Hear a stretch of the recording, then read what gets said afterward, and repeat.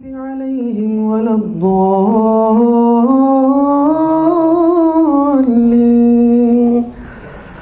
خلق الإنسان من صلصال كالفخار وخلق الجان من مارج من نار.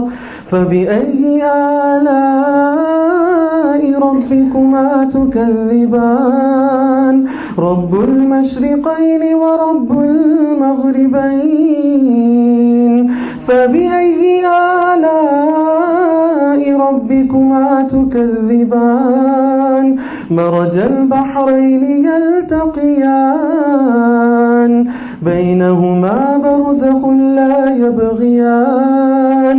فبأي آلاء ربكما تكذبان؟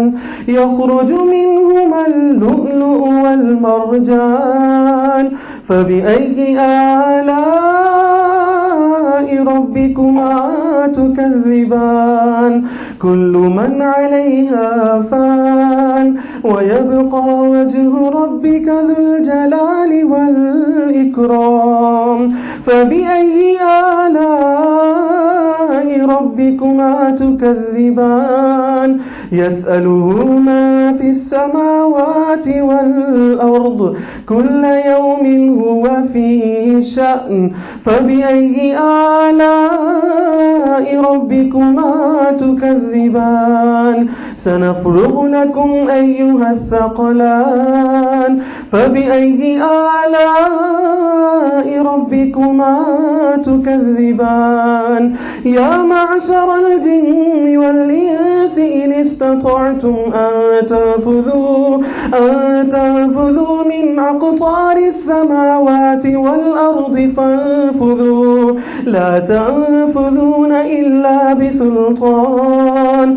فبأي آلاء ربكما تكذبان؟ فإذا انشقت السماء فكانت وردة كالدهان.